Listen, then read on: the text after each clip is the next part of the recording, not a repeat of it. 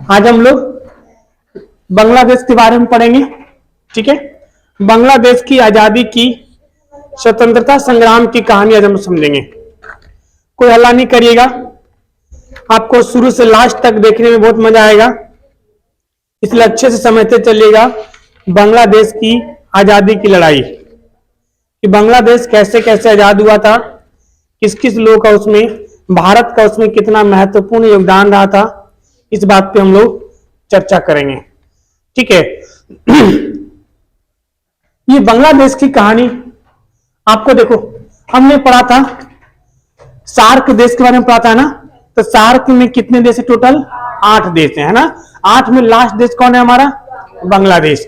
फटाफट बोल दो, म्यांमार, श्रीलंका, मालदीव, श्रीलंका, इंडिया, पाकिस्तान, अफगानिस्तान, नेपाल, भूटान, बांग्लादेश।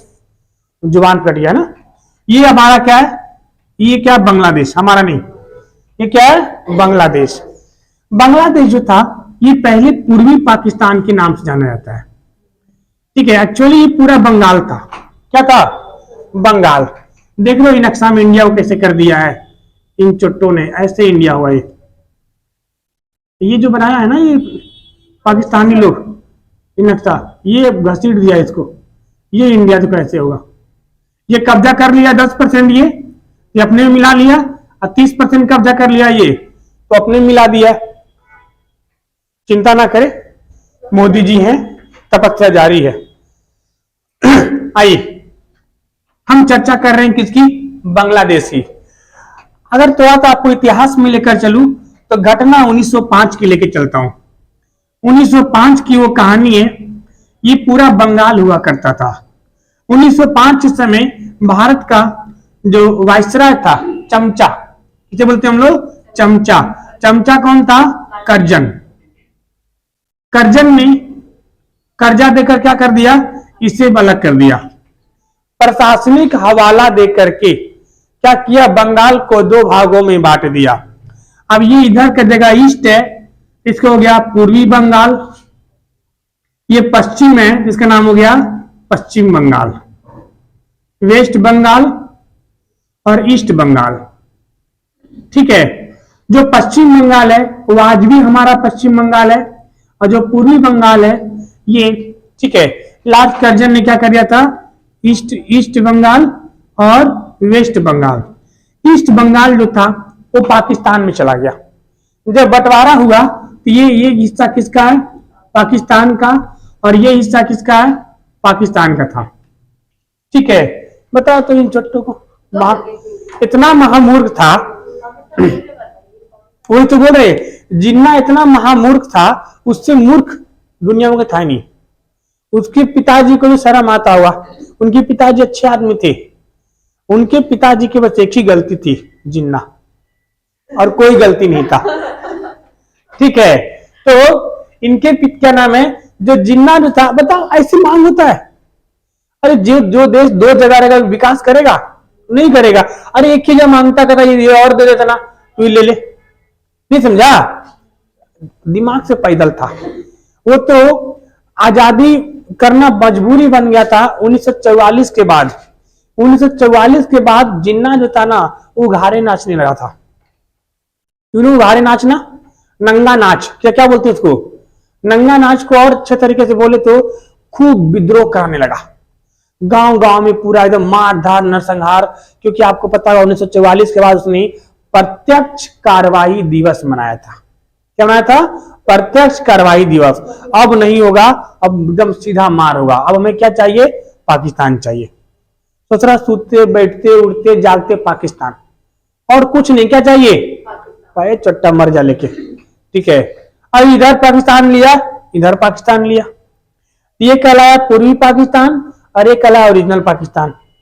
ठीक है, तो ये पूर्वी पाकिस्तान था।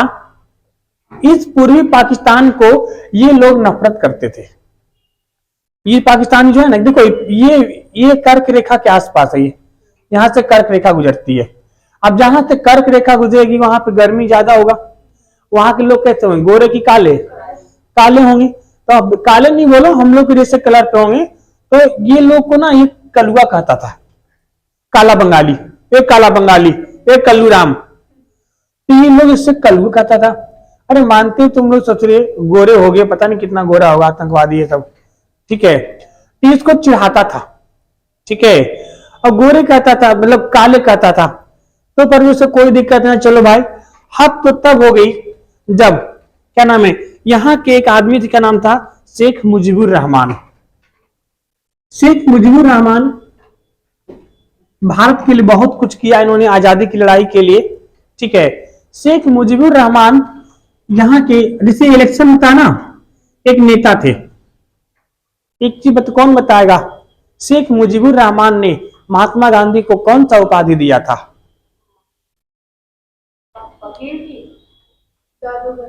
जादूगर।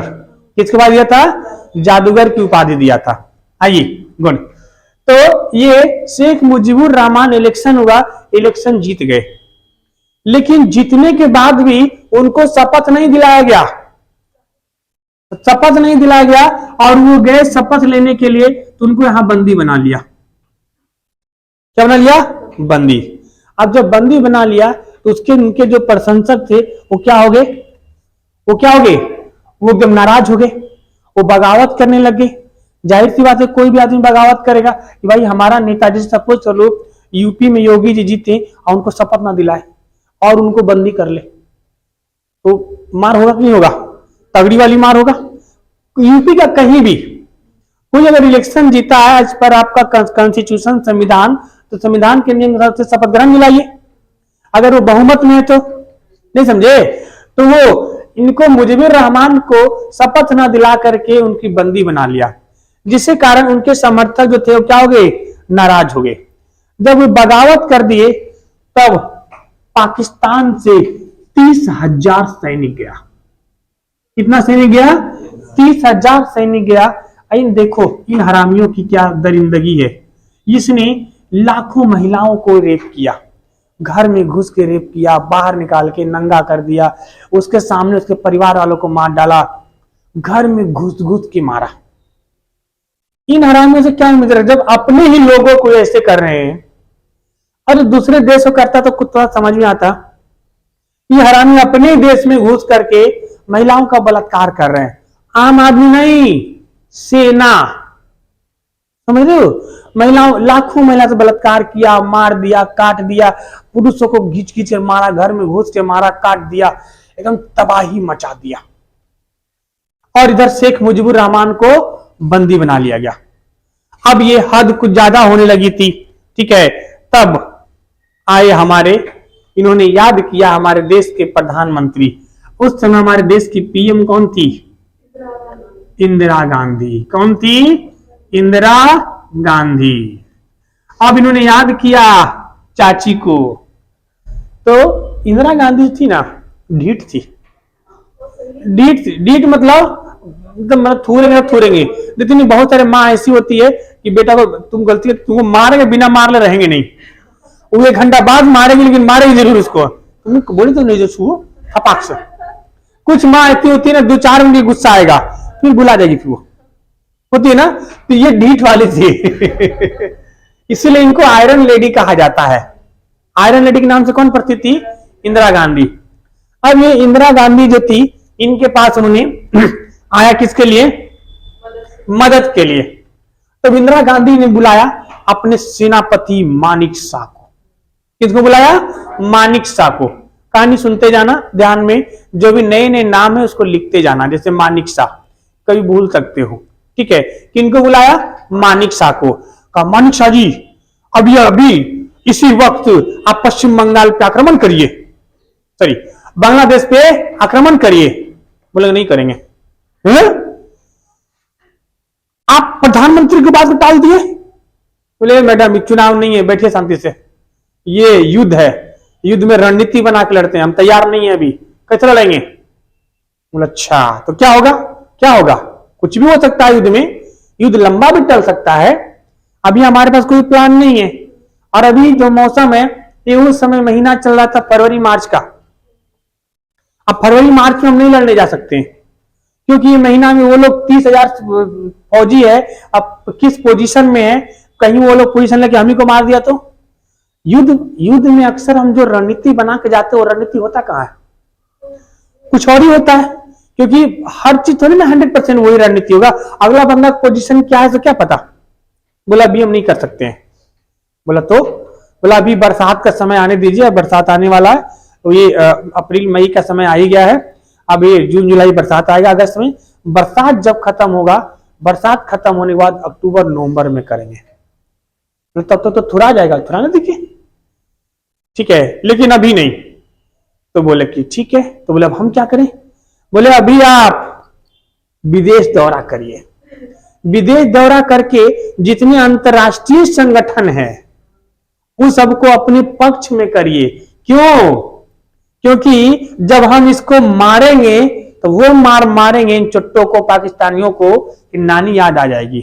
तब उस समय जब विदेश वाला चिल्लाएगा, इसका फूफा जो यहां बैठा हुआ है अमेरिका, वो फूफा भी आएगा, ठीक है, तो फिर आप इस सबको संभालने के लिए विदेश, तो कहते नहीं है कि कोई लड़ाई झगड़ा होता तो मोहल्ला में पहले आदमी अपना इकट्ठा कर लेता है, तो हमारे तरफ से साथ देना रे, ठीक है ना, और वो भी अपना आदमी इकट्ठा किया रहता है, दोनों में जिसका बहुमत होता है उसी को पंचायत में जीत होती है ना। इसको कहा चाची को कि आप जाइए विदेश दौरा करिए, अब विदेश दौरा करके लोगों को अपने पक्ष में करिए, कि ताकि जब हम इस युद्ध को लड़ेंगे तो जब कोई बाहरी लोग आएगा, अमेरिका आएगा, तो उस समय काम आएगा। अच्छा जी बात। अब इधर बांग्लादेश में क्या हो रहा था, चुरा रहा था मुजीबुर रहमान, जो क्या था उससे क्या हो गया था, बंदी बना लेता।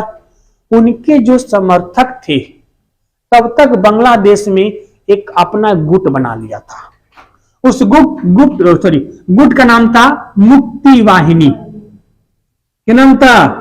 मुक्ति वाहिनी। लेकिन ये गुट था, कोई सेना तो था नहीं। देखो ध्यान से समझिए, ये क्या जगह था? श्रीलंका। श्रीलंका पे जब अमेरिका ने अड्डा डाला था तो यहां पे किसकी स्थापना हुई थी? लिट्टे। किसकी थी? लिट्टे। लिट्टे को हथियार कौन दिया था? इंडिया ने दिया था, कि हम तुरंत नहीं आ सकते लेकिन तुम मारधार करो। यहां भी मुक्ति वाहिनी को सप्लाई कौन किया? इंडिया ने किया। देख रहे हो, कहानी मैच कर रहा है, एकदम इतिहास दोहराया जा रहा है। अब यहाँ पे मानिक सानिक आदमी हम डायरेक्ट नहीं आएंगे, लेकिन तुम लोग मुक्ति वाहिनी लो, सामान लो, गोला लो, बाद को मारो चट्टो को दम। कम से कम कुछ तो तुम लोग अभी रखोगे। अब बरसात के बाद हम पूरी तैयारी साथ आएंगे, तब तक आर्मी को ट्रेनिंग दिए, जबरदस्त ट्रेनिंग दिए, ये चलेंगे कूदेंगे युद्ध में, समझे। और इधर लिट्टे जो था अपना मार धार वाला काम शुरू कर दिया। सॉरी, मुक्ति वाहिनी कौन शुरू कर दिया? मुक्ति वाहिनी। अब ठंड क्या हो गया था? खत्म हो गया था। दिसंबर का क्या था? महीना था। ठंड क्या हो गया था? खत्म हो गया था। दिसंबर का महीना था। सॉरी, बरसात खत्म हो गया था, ठंड का महीना एंट्री कर गया था। नवंबर दिसंबर का महीना था। ये जगह आपका, ये सब जो जगह एयरपोर्ट है, आगरा एयरपोर्ट है, बागडोगरा एयरपोर्ट है, सिलीगुड़ी एयरपोर्ट है, यहां से धाए धाए हमारे वायुसेना एयरफोर्स जाना शुरू कर दिया। समझ रहे हो? एयरफोर्स से जाना शुरू कर दिया। उतना ही नहीं, आर्मी को कहा तैयार रहो, कभी भी हम घुस सकते हैं। इधर ये अंडमान निकोबार में यहां पे लगा दिया गया विक्रांत। किसको लगा दिया गया? आईएनएस विक्रांत। आईएनएस विक्रांत बहुत बड़ा जहाज था जी, मतलब बहुत बड़ा था। अभी भी है आईएनएस 2, विक्रांत 2 अभी जो है ना, उसी की जगह पे रिप्लेस हो गया आईएनएस विक्रांत 2। ठीक है, आया काहे? इधर से कोई नहीं बचाने आ सकता है। अब यहां से एयरफोर्स दाएं दाएं बम गिराना शुरू किया, मारना शुरू किया, एकदम गर्दा उड़ा दिया। इधर से कौन? सब इधर से रोक दिया विक्रांत वाले, कहा इधर से जो जाएगा इसको थूरेंगे। तब इसने आयात किया अपने अब्बा को, पाकिस्तान को। अब पाकिस्तान इधर से जा नहीं सकती है, नहीं जा सकती है, तो इसकी सेना लेके निकली इधर पानी वाला जहाज से। यहां कौन खड़ा था? विक्रांत। यहीं पर पकड़ के थूर दिया उसको। इधर से जा पाई नहीं, अटक गया। क्या यहां घुस के जाएगा आर्मी? एयरफोर्स जाएगा? इसको सोचा, उसने सोचा कि हम एयरफोर्स से चले जाएंगे, हवा से यहां से उड़ान भरेंगे, ऊपर ऊपर चल जाएंगे। यहाँ ऊपर गया, जयपुर था, जयपुर एयरपोर्ट से मार के गिरा दिया उसको। जयपुर एयरबेस था ना, उसने वहीं से मार के उसको गिरा दिया। बोले चोटा कहीं के, तू क्या लगता तू इंडिया से ऊपर उड़ान भर के चल जाएगा। ये हो गया पूरी तरह से ब्लॉक, और यहां मारना शुरू किया। अब दिसंबर का महीना था, मानिक शाह आए, बोले अब जो थे बैक पीछ पीछे वाला काम नहीं, अब होगी फ्रंट की वार। और अपने फौजी को दिए घुसा, आर्मी को, आर्मी घुसा दिए। अब आर्मी जो घुसा, अब मार के रद्द कर दिया। ठीक है, अब इधर से दो लोग थे, आर्मी और मुक्ति वाहिनी। फ्रंट में कौन था? मुक्ति वाहिनी। बैक में कौन था? आर्मी। लेकिन मुक्ति वाहिनी कोई सेना थोड़ी थी, वो ट्रेन सेना थोड़ी थी। फिर ये मानिक साहब बोले मुक्ति वाहिनी तू बैठा, अब हमारा निकलेगा जर्सी 420। ठीक है, हम निकले सब एकदम जबरदस्त आर्मी वाले, अब मारना शुरू किया, घर में घुस घुस के मार रहे हैं। जितने पाकिस्तानी था दरिंदा सबको मार रहे हैं। इधर तो ब्लॉक कर रखा है, इधर से सब कुछ ब्लॉक कर रखा है।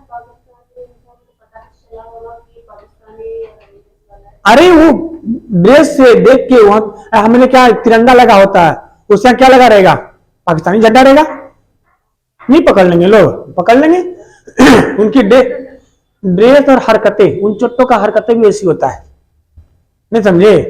अलग अलग कुछ नहीं ड्रेस होता है, लोग को ट्रेनिंग होता है इन लोग का भाई, अपना ट्रेनिंग होता है कैसे पकड़ना है। देखते हैं इतना तेजी से गोली में अपना आदमी को नहीं मारता है लोग, क्योंकि इनकी ट्रेनिंग ऐसी ही होती है।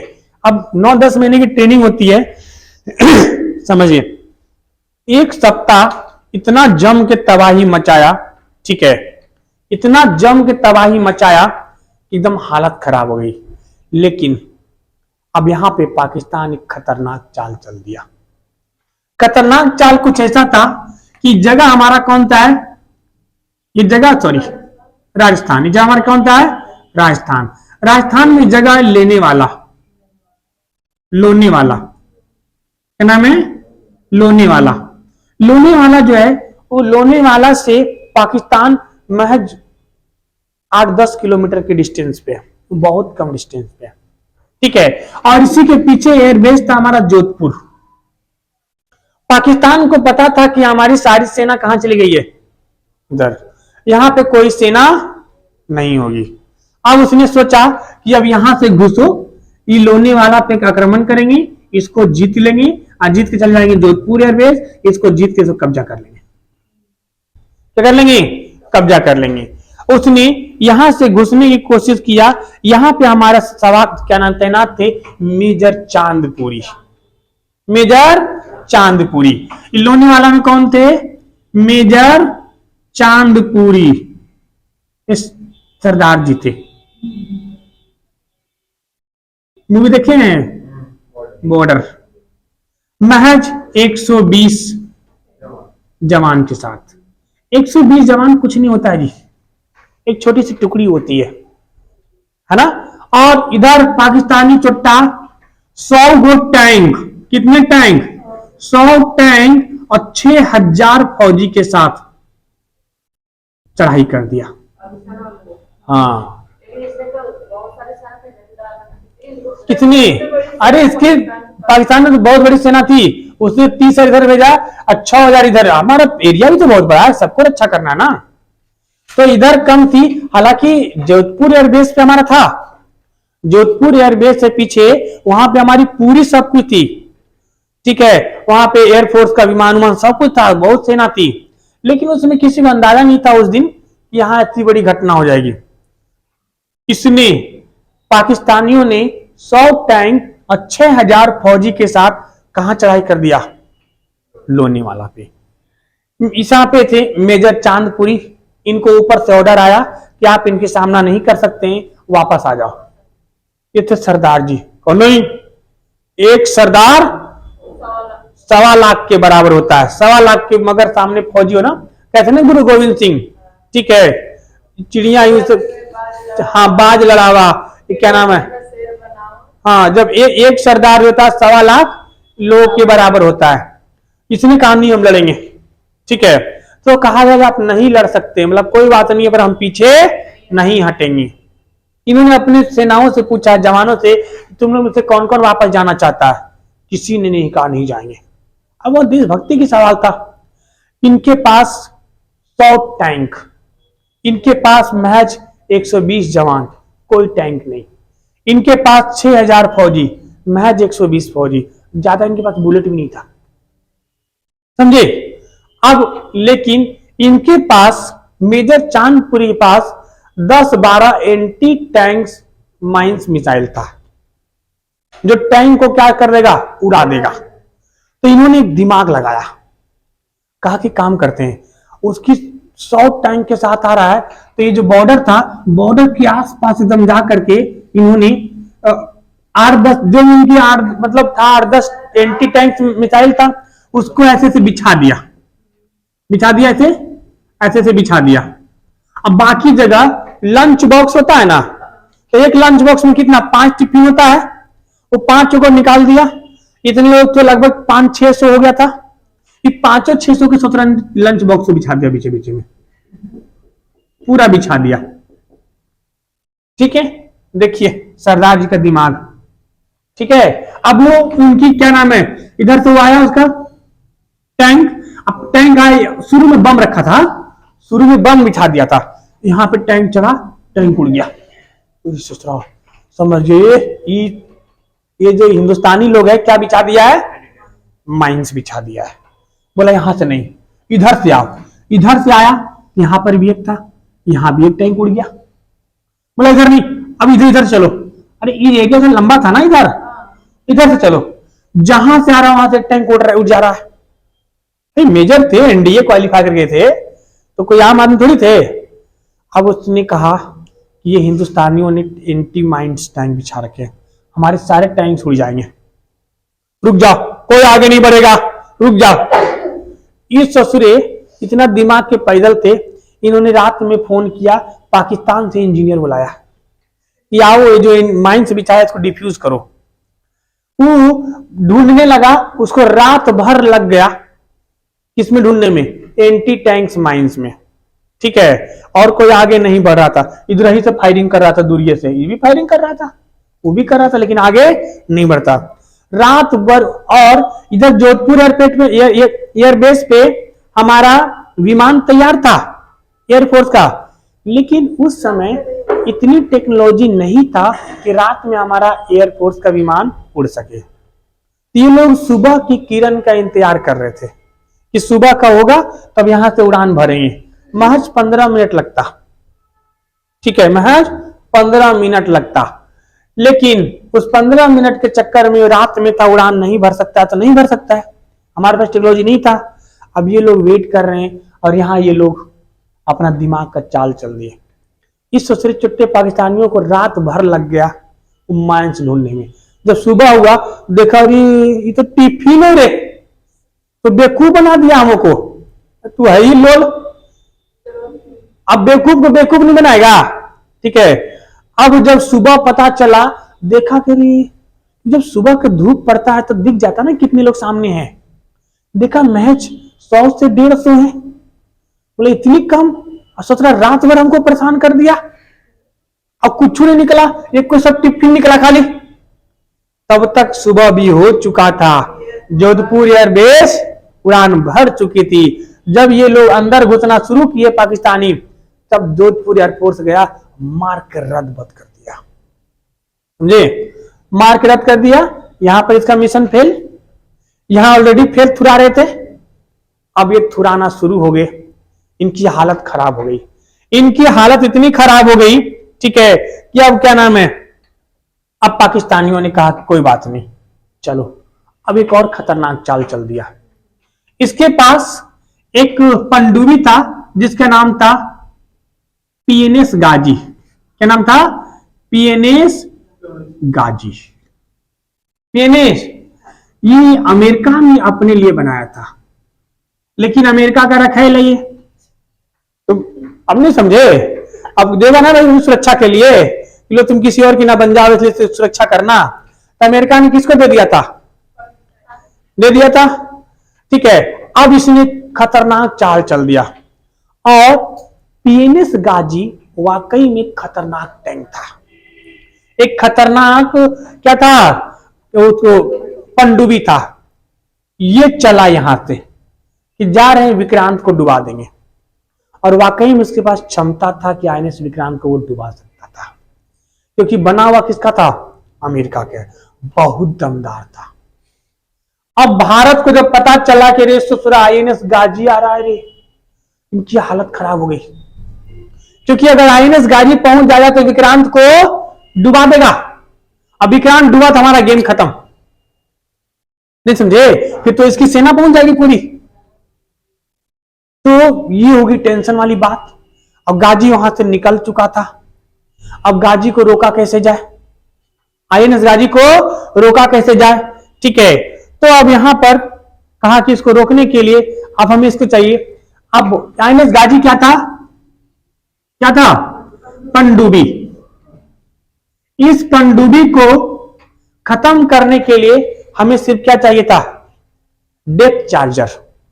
डेप्थ चार्जर समझाते वो कैसा होता है, पानी वाला ड्रम देखे है ना, जो शादियों में बड़ी ड्रम होती है और उसमें पानी भरा होता है, एक वैसा बम होता है, उसको पानी में फेंका जाता है, पानी में फेंका जाता है तो पानी में नीचे जाने के बाद वो फट जाता है।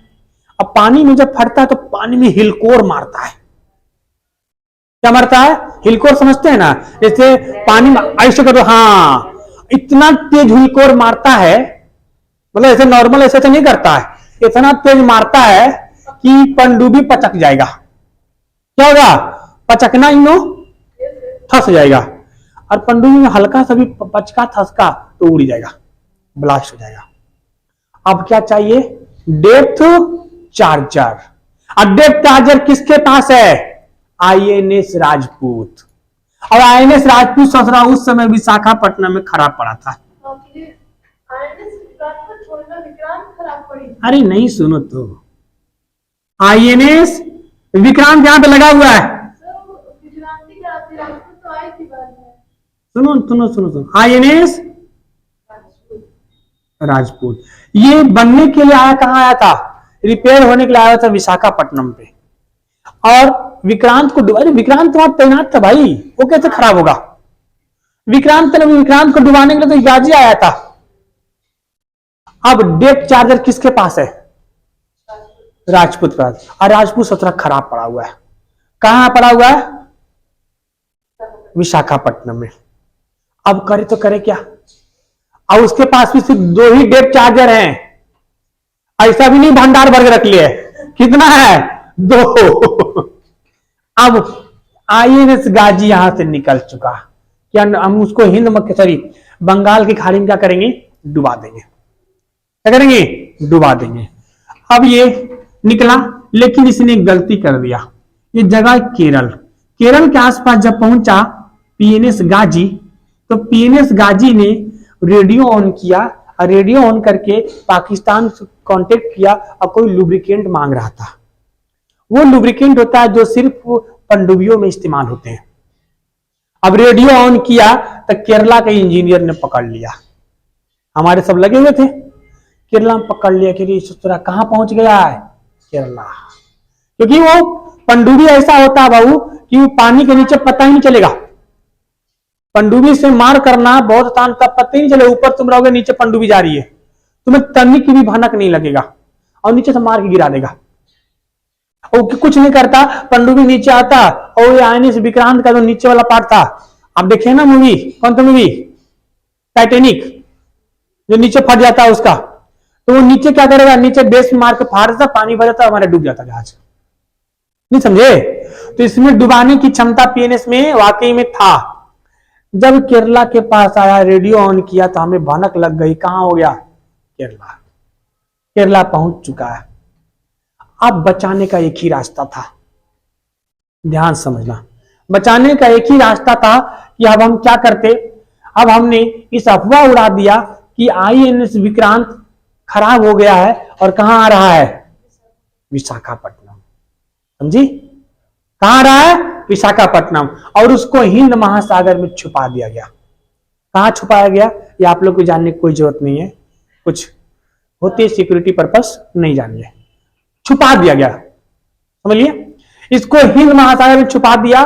अब देखो जब भी कोई बहुत बड़ा वो होता है, ये INS विक्रांत बहुत बड़ा हमारा युद्धपोत जहाज था, तो उसमें बहुत सारे क्रू मेंबर होते हैं, 500-600 होते हैं, बहुत सारे सैनिक थे, एयरबेस होता है उसके ऊपर, कोई खाना बनाने वाला है, कोई कैप्टन है, तो कोई चलाने वाला है, नहीं समझे। तो सबके घर में कहा कि देखो अब एक झूठ को सच बनाने के लिए 100 बार झूठ बोलना पड़ेगा। इसके जितने भी इस INS विक्रांत पे कर्मचारी थे, सारे कर्मचारियों को घर में लेटर भेजा गया कि INS विक्रांत कहां आ रहा है, विशाखापट्टनम। जिसको मिलना आके अपने परिवार से मिल सकते हैं, अपने मतलब उससे मिल सकते हैं। अब सब लोग पहुंच गया। 1971 की बात है, उस समय कोई वो तो था नहीं फोन उन, हमारा बबुआ है, तुम्हारा बेटा है, तुम्हारा पति है, तुम्हारा भाई है, इसमें काम करता है, सब मिलने पहुंच गया। इतना ही नहीं, यहाँ की मार्केट में ऑर्डर दे दिया गया, हमें 6000 अंडा चाहिए, हमें ये मीट चाहिए, क्योंकि ये सब इंस्टेंट एनर्जी देता है, इसको आर्मी लोग को चाहिए। ये सब झूठा हुआ था, क्योंकि पाकिस्तानी एजेंट घूम रहे थे। अब पाकिस्तानी एजेंटों कंफर्म हो गया कि INS विक्रांत कहां आ रहा है, विशाखापट्टनम। क्या ऐसे बोलने थोड़ी ना कंफर्म हो जाएगा, जब 100% कंफर्म नहीं हो जाए। नहीं समझ रहे हैं, जैसा कि बोल दे कि आप घर में फूफा आ रहे हैं, तो पहले आपसे की नहीं, तो मम्मी से पूछेगा, हाँ बोले हाँ आ रहे हैं, पापा हाँ, तब बोलो घर में हाँ आ रहे हैं, मतलब आ रहे हैं। नहीं समझा। तो इसने सबको अफवाह फैला दिया कि INS विक्रांत कहां आ रहा है, विशाखापट्टनम। अब विशाखापट्टनम में खराब कौन पड़ा था, INS राजपूत, और उसको अंडमान हिंद महासागर में छुपा दिया। जहां छुपाया था वहीं पर ही ससुराल जा रहा था गाजी। लेकिन जब ये पाकिस्तानी एजेंटों ने खबर दिलाया कि INS विक्रांत कहां आ रहा है, विशाखापट्टनम, तो इसने किसको इन्फॉर्म किया, गाजी को, कि कहां जा रहा है, विशाखापट्टनम। तो PNS गाजी कहां मुड़ा, विशाखापट्टनम की ओर। अब मुड़ा विशाखापट्टनम की ओर। विशाखापट्टनम में खराब कौन पड़ा है, राजपूत। उसके पास कितने डेप चार्जर हैं, सिर्फ 2। उसके सारे हलचल को बंद कर दिया, बोला कि इंजन चालू नहीं होना चाहिए, सब बंद कर दो, सब कुछ बंद कर दो। हल्का सा इंजन चालू करेंगे तो उसमें सोनार लगा होता है, सोनार पकड़ लेगा। बंद कर दिया गया, बंद कर दिया गया, एकदम शांत माहौल। हमारी नेवी वहां पे तैनात थी, एकदम बोला कि हम तैयार रहना, कभी भी कुछ भी, बहुत बड़ा माहौल। जब इसके नीचे INS राजपूत के नीचे कौन आया, PNS गाजी। ऐसे तो पता चलेगा नहीं, पानी में हल्का सा हलचल होगा। हमारे भी INS राजपूत में क्या लगा था, सोनार उनार लगा था। इस सोनार से इसने देखा कि पानी में हलचल हो रहा है। भाई ऐसे कैसे गोली डेप चार्जर मार दे, हो सकता हमारा ही जहाज हो। लेकिन उस समय सूचना दे दिया था कि INS राजपूत के पास कोई नहीं जाएगा। इतना कंफर्म तक इंडिया का कोई भी नहीं है, इंडिया का कोई भी नहीं है, मतलब ससुरा पक्का PNS गाजी है। फिर क्योंकि क्या कहा गया था कि राजपूत के पास कोई भी नहीं जाएगा, तो पक्का कौन होगा, गाजी होगा। अब डेप चार्जर मारो, तो पहला डेप चार्जर मारा, जाके फटा, हलचल हुआ, कुछ नहीं हुआ। 10 मिनट बाद फिर एक मारा, फिर फटा, फिर कुछ नहीं हुआ। अब 2 ही था, लड़ी चुट्टा। अब तो टेंशन हो गया। लगभग आधे घंटे बाद जैसे कोई पानी में बम फटता है ना, तो कहीं से बहुत तेज नहीं निकलता है अंदर से फटके, इतना बड़ा कि आसमान में लगभग 50 मीटर ऊंचा तक एकदम लगा कोई ब्लास्ट हुआ, बहुत बड़ा ब्लास्ट हुआ। गाजी उड़ गया, गाजी उड़ा। रात का समय था, सुबह होते सब पाकिस्तानी तैर रहा था। अरे तो अब सुनो पहले कहानी, अभी सवाल को दबाइए, सब जवाब मिलेगा। एक्चुअली हुआ क्या था, हमारा जो डेप चार्जर गया था ना, अब ये क्या आपका, ये गाजी है, ऐसी बिल्कुल सपाट होता है, कुछ नहीं इसमें होता है। अब ये यहाँ पे इनका पीछे हथियार वाला जगह था, जहां पे हथियार था। हमारा डेप चार्जर गया, अब फटा, ये हथियार वाला जो कंपार्टमेंट था वो क्रेम टकरा गया। तो जब टकराया तो हथियार वाला कंपार्टमेंट ही फंस गया। अब हथियार बोझ रखा था, अब था तो उसका जो गोला बारूद था अपने में लड़ गया ससुरा। नहीं समझे? अपने में लड़ा तो भाई अब कंपार्टमेंट में लगा था हिला तो टाइम लगेगा ना, तो हुआ जबरदस्त। सुबह तक सारे पाकिस्तानी तैर रहे थे मतलब मर के एकदम। तो सबको बटर बटर के हमने कहा ले जाओ छुट्टो को, ठीक है, नहीं ले जाओगे तो हमारे चील कौवे बहुत सारे हैं समुद्र के किनारे हो भी, नहीं समझे? अब यहां पर पाकिस्तान पूरा टूट चुका था, क्योंकि इधर INS विक्रांत तैनात था, इधर मानिक सा गर्दा उड़ाई रहे थे, जबरदस्त घुस घुस के मार रहे थे। अब यहां पर एक और गेम खेला गया। हाँ, अब पाकिस्तान गाजी खत्म, एयरफोर्स खत्म, आर्मी खत्म। अब यहां से अब हमारी सेना का मकसद था बांग्लादेश को आजाद कराना, और कोई मकसद नहीं था। आजाद के लिए कुछ भी कर सकते हैं। अब यहां पर इसने याद किया अपने दूसरे पति को, थोड़ा सा नीचे जाए, यहाँ बंद, इसका फोन बंद हो गया, हमारा बस मैप चल रहा है। आइए, कोई नहीं, हमारे मैप बस ऐसे दिखते रहे। आइए, बहुत बीच बीच हो गया था ना। ये है इनके फूफा जी, टीवी में दिख रहा है जी, हाँ हल्का सा दिख रहा है, थोड़ा कार्य कर देते हैं।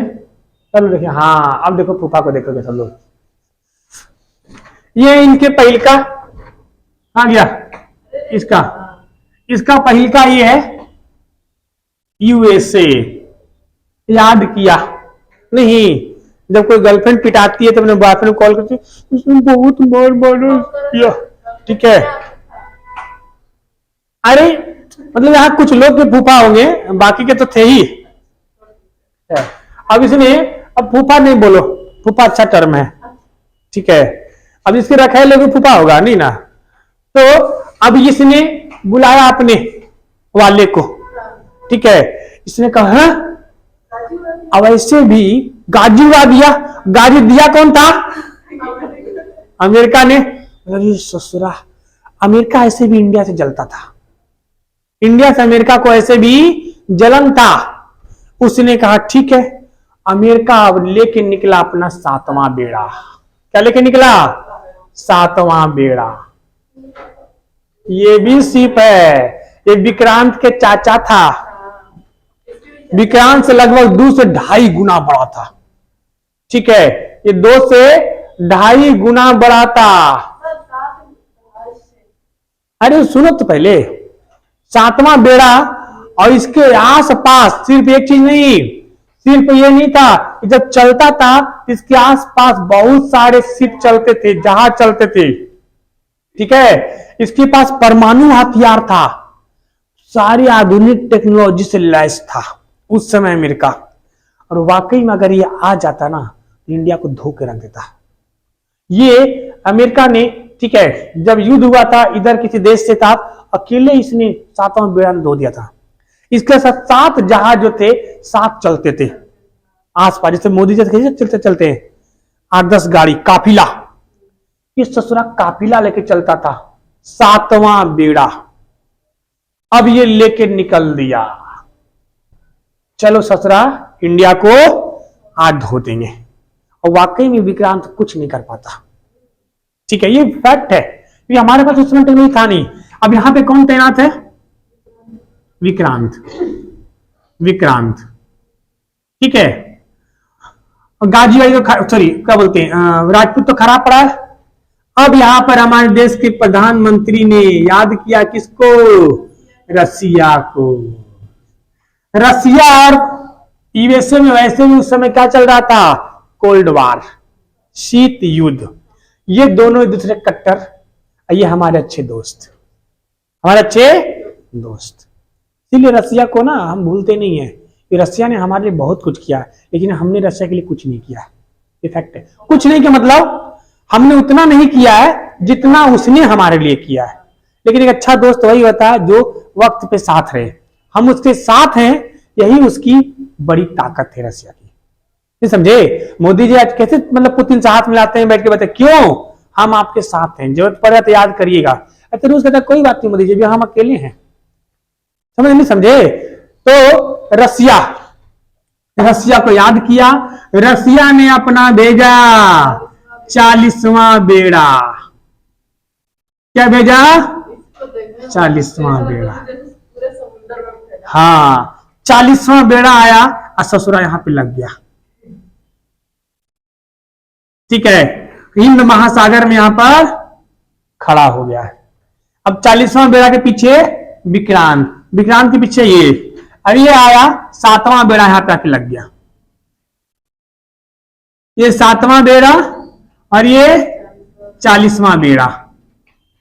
40वां बेड़ा भी कम नहीं था अपने, उतना ही नहीं, इस ससुरा जब रास्ते में आ रहा था तो इधर से फ्रांस को बुला लिया, इधर से ब्रिटेन को बुला लिया। ब्रिटेन अभी अभी गया था, उसको तो और ही खुजली मची हुई थी। तो यूएसए के साथ कौन आ गया था? फ्रांस। और ये कौन आया था? ब्रिटेन। आज भले जितना पिज्जा बर्गर मोदी जी को खिला ले, लेकिन ये वही लोग थे जो एक वक्त पे हमें काटने के लिए दौड़े थे। इसीलिए बुआ, राजनीतिक, अंतरराष्ट्रीय राजनीतिक में कोई दोस्त नहीं होता है, समझे? अंतरराष्ट्रीय राजनीतिक में कूटनीति मोदी जी से सीखना चाहिए। जहां हमें इज्जत दोगे वो दोस्त है, नहीं दोगे बाहर में सोच रहे मार के रद्द कर देंगे। ये समझा? देख रहे हो फ्रांस ब्रिटेन आ रहा था। अब ये पूरा फ्रांस ब्रिटेन 7वां बेड़ा खड़ा हो गया। रूस इधर, रूस का जो था इस पे भी परमाणु हथियार था, इस पे भी आधुनिक हथियार था। नहीं समझे? सारी टेक्नोलॉजी, और इसमें ऐसी टेक्नोलॉजी था कि अगर 400 मील, अगर 400 मील कोई जहाज है तो इनका अलार्म बजने लगेगा कि 400 मील के डिस्टेंस पे कोई है, बम चलाओ। अगर, ठीक है, अभी बेटी को छोड़ो, अभी देखो इधर 300 मील पे अगर कोई आ गया, कितने मील पे? 300 मील पे, तो पूरा में सायरन बजने लगेगा। अगर 200 मील पे आ गया, अगर 200 मील पे कोई जहाज आ गया तो तुरंत यहां से मैसेज मॉस्को पहुंच जाएगा, रूस की राजधानी मॉस्को, कि चोट्टा कुछ नहीं कर रहा है, 200 मील पे आ गया जहाज। और अगर 100 मील पे कोई आ गया तो यही फायरिंग करना शुरू कर देता है, बोलता है छोड़, ऑटो फायरिंग, कि तुमसे कुछ नहीं होगा, अब हम अपना कोई कंट्रोल नहीं होता। फिर ये बात अमेरिका को पता था, इसलिए 400 मील दूर से ही कहता था, रसिया तुम चले जाओ, तुमसे हमारा कोई दुश्मनी नहीं है। बोला तू भी चले जा, बोला हम परमाणु फेंकेंगे, बोला फेंक, हमारे पास भी है, फेंक, हम तो एक जाएंगे, तुम सबसे तीनों जाओगे। नहीं समझे? अब कोल्ड वार होता उस समय, शीत युद्ध में, यहां पर इस जगह पे ऑलरेडी इसका रसिया का परमाणु बम तैनात था, उड़ा देंगे अमेरिका को। बोला मार, हम यहां से आधे देते ही छोड़ देगा तुम्हारे ऊपर, पूरा अमेरिका तबाह, आजा। ये देख, इसी तो, यही तो भारत का कर्जदार है। अगर उस समय ये नहीं होता तो वाकई में भारत आज कुछ और होता, समझे? अब ये डटा रहा, चिल्लाते रहा, कहा नहीं बढ़ने, इधर इसको बोल दे विक्रांत को आप मारिए। विक्रांत आके इधर तबाही मचाना शुरू कर दिया था। अब विक्रांत हमने किससे खरीदा था? ब्रिटेन से। कि चोटवा गरिया रहा है ब्रिटेन को, तुमको देना जरूरी था? हैं? देख तुम्हारे हथियार तुम्हारे आदमी को मार रहा हमारे आदमी को, नहीं समझे?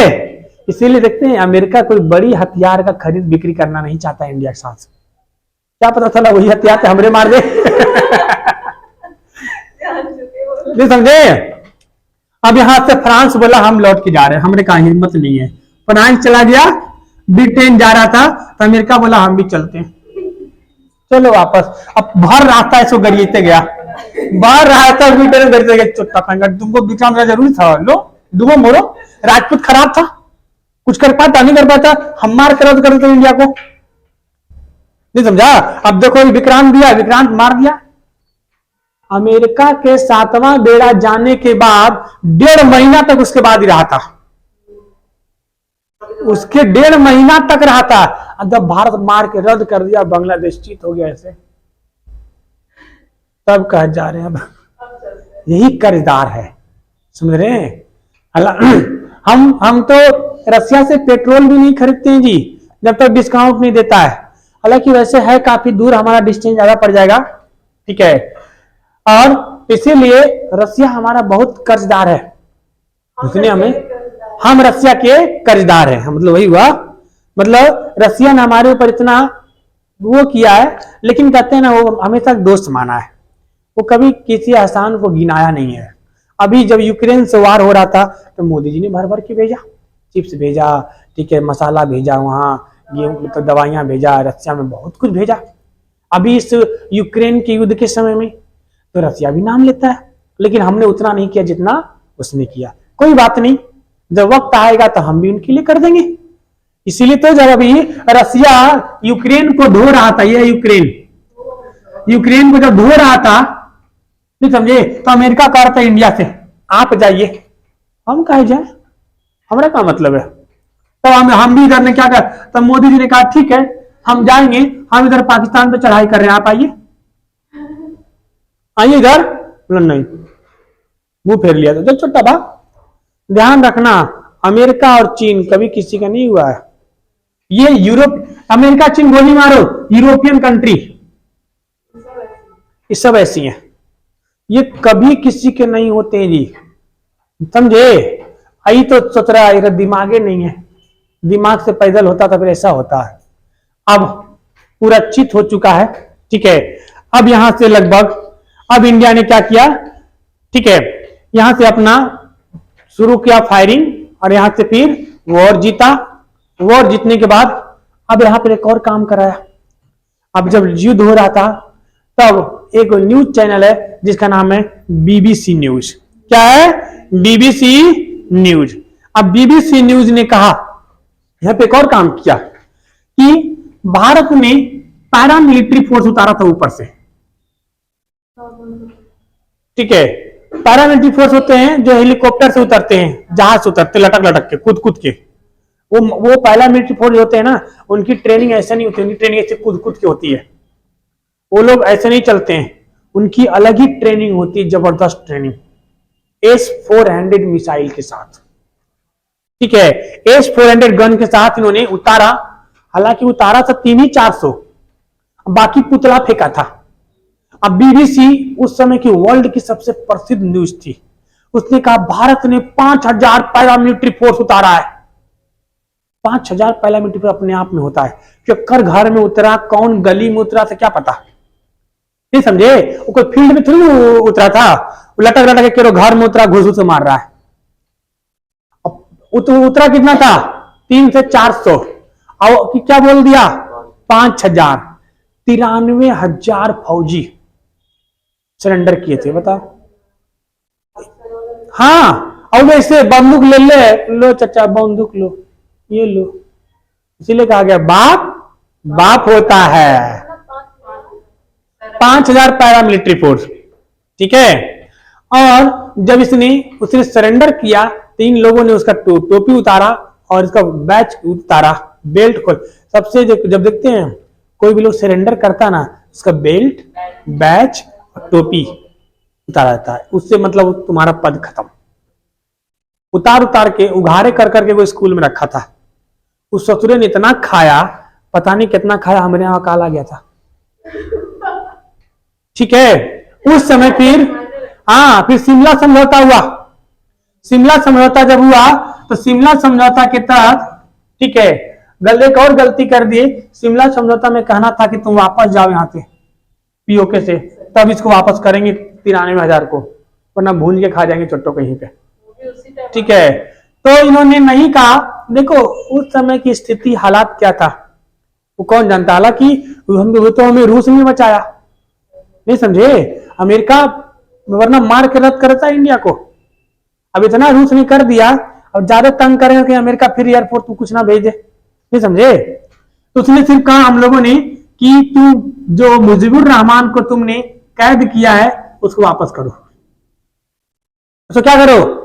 वापस किया, और शेख मुजीबुर रहमान बांग्लादेश के प्रथम प्रधानमंत्री बने। ये चीज पाकिस्तान वालों को पसंद नहीं आया। उसने उनके पीछे आतंकवादी छोड़ दिया और कहा उनको मार डालो। शेख मुजीबुर रहमान के पूरे खानदान को ढूंढ ढूंढ के काट दिया। कौन? आतंकवादियों ने। बस एक के को बच गई थी, उनकी बेटी शेख हसीना, जो विदेश में पढ़ रही थी उस समय। फिर बाद में जब आई तो बांग्लादेश की क्या बनी? प्रधानमंत्री। इसीलिए तो जब शेख हसीना इंडिया आती है तो मोदी जी रिसीव करने आते हैं दिल्ली। क्यों? इसको दिखाते हैं तुम्हारा दुश्मन हमारा दोस्त, दिखाते हैं जानबूझ के, इसको जलन हो, ये समझे? हाँ। अभी कोई पाकिस्तान का जनरल आया है, युद्ध चिल्ला रहा है। अरे कुछ नहीं हुआ, मार के रद्द कर देंगे चुट्टों को, युद्ध चिल्ला रहा है। अभी मोदी जी अग्नि भर्ती किए हैं, अग्निवीर। हाँ, ये जो हमारा नक्शा देखो, देख लो बिगाड़ दिया ससुर ने, इसको ठीक करेंगे, इसको भी ठीक करेंगे नक्शा, फिर नया नक्शा भी लगाएंगे। फिर ये नक्शा तब तक रहेगा। हाँ, नया नक्शा थोड़ा और ही बढ़िया होगा। फिर हम लोग ये भी कोशिश करेंगे, ये पंजाब, सिंध, बलूचिस्तान, गुजरात, मराठा, याद रखना ये स्लोगन एक और घोषणा चाहिए हमारे राष्ट्रगान में, ठीक है?